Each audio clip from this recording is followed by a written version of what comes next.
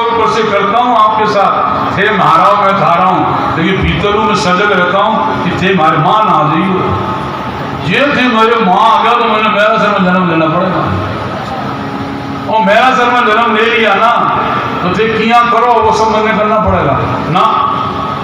ये प्रीत नहीं।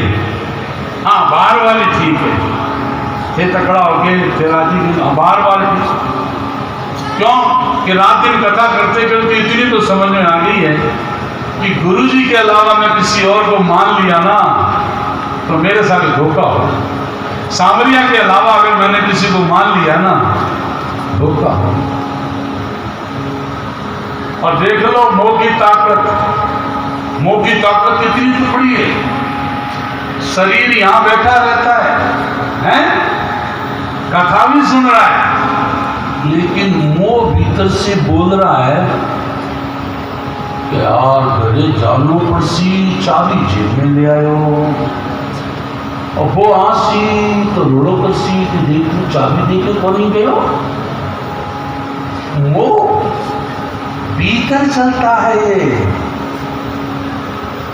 इस मोह को नमस्कार है भाई, क्योंकि इसने सारे ब्रह्मांड को बस में कर रखा है। बड़े बड़े ऋषि मुनि महात्माओं को भी इसने बस में कर रखा है। इसलिए वो पता है कौन है? वो है रावण। रावण कैसा था? 10 सिर थे उसके,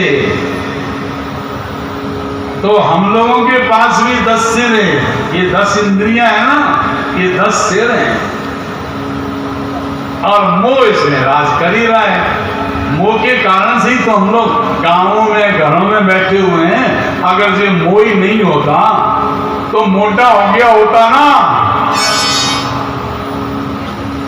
मोह ढा, लेकिन ऐसा नहीं है। बड़े बड़े लाल कपड़े वालों को भी देखा है, परिवार से जुड़े ही रहते हैं, टेलीफोन से चोरी से बात करते हैं। पिट्टी भी यार तेरे छोरा नौकरी लगे तेरे बेटा, खुदा देख रहा है। हमारे 2 आंखें, उसकी इतनी आंखें जितने आकाश में तारे। सच्चाई छुप नहीं सकती बनावट के रसूलों से, खुशबू आ नहीं सकती कभी कागज के फूलों से। सच तो सच ही रहता है। ऐसी करी गुरुदेव दया, मेरा मोह का बंधन तोड़ दिया। मालिक कृपा करे तो होता है।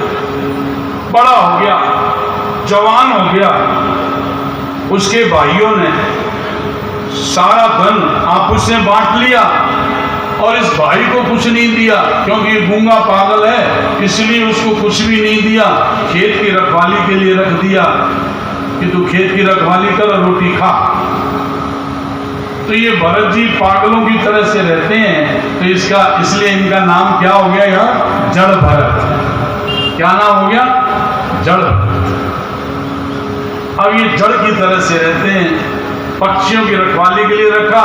ये क्या कहते हैं? आओ रे पक्षी चुग जाओ खेत, खेत में छोड़ दो खाली रेत। ये पक्षियों को चुगा देते। भाइयों ने देखा, बोले तो यहाँ का भी काम करनी है, तो उसको निकाल दिया, समाज से निकाल दिया। ये भीतर से बड़े खुश हुए कि ले भाई बंधन टूट गया, अब चाला बना में, अब वन में चले, वन में रहते हैं, पड़े रहते हैं। मिल गया तो मिल गया, नहीं मिला तो नहीं मिला, खा लिया तो खा लिया, पी लिया तो पी लिया, पड़े हैं तो पड़े, अलमस्त पड़े हैं। एक एक जगह पर महीनों पड़े रहते हैं, हिलते नहीं हैं, डुलते नहीं हैं। टट्टी निकल गई तो निकल गई, पेशाब निकल गया तो निकल गया। ऐसी स्थिति सुनने अइले, सुनने गइले, सुन्न भइल परवेशी, कहे कबीर सुनो भी साधो, कमी रही न बेसी। अवधू बेगम देश हमारा, जहाँ पहुँच फिर हंस न आवे, भव सागर की धारा। वो परमहंस हो गया, परमहंस। जंगल में चोरों का गिरोह रहता था, तो गिरोह का जो राजा था उसके बच्चा नहीं था, देवी जी को मानता था। उसने देवी मैया की मनौती करी कि मैया मेरे बच्चा हो जाए ना तो मैं एक नरबली चढ़ाऊंगा। तो नरबली के नाम पर एक आदमी उसने जेल में डाल दिया।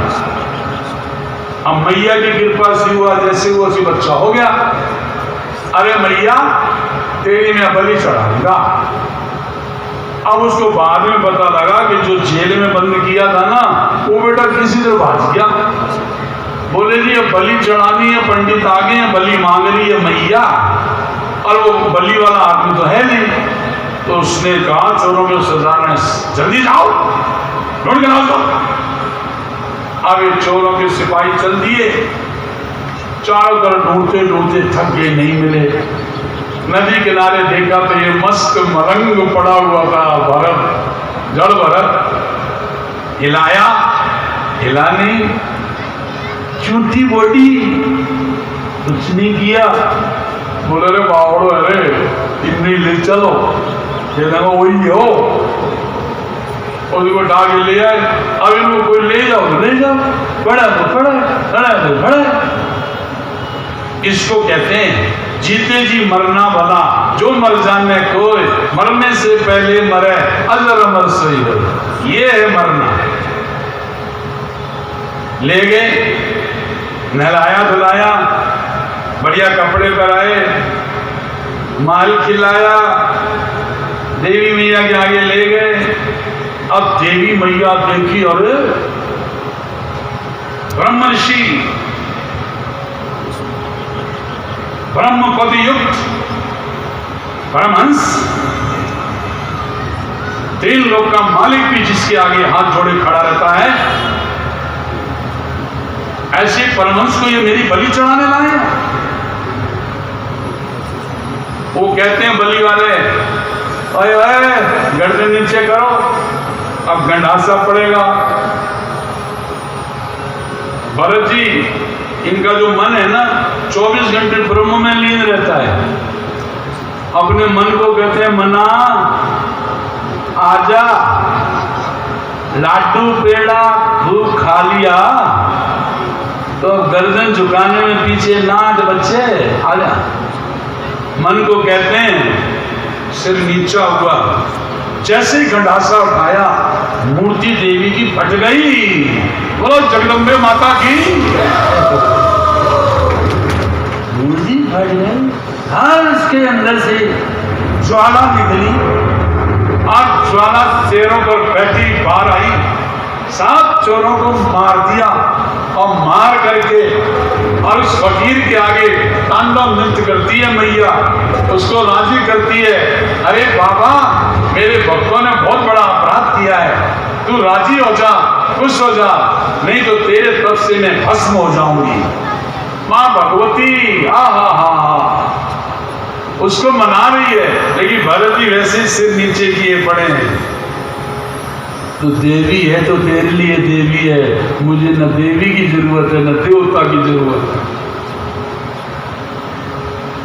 ये भजन की स्थिति जो है ना, इसको बेगम स्थिति कहते हैं। बेगम का मतलब कोई गम नहीं, कोई इच्छा नहीं,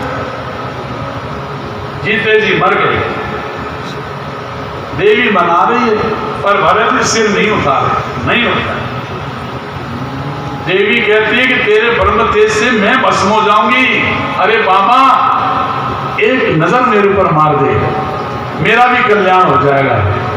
देखो, देवी देवता भी महापुरुषों से अपने कल्याण के लिए अरदास करते हैं। ये सोचने वाली बात है, ये समझने वाली बात है। संत समागम हरि कथा, तुलसी दुर्लभ दोय, सुत दारा और लक्ष्मी पापी के भी हो। संत दर्शन बड़ा विचित्र होता है।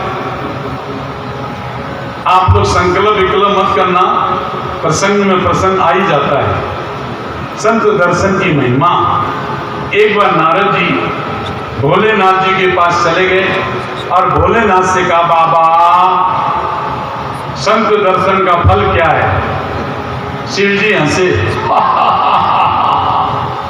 नारद जी के हंसो ना, मेरे माँ गिड़गिड़ाहट हो रहा है, संत दर्शन का फल क्या है? शिव जी बोले भैया ऐसे नहीं मानेगा,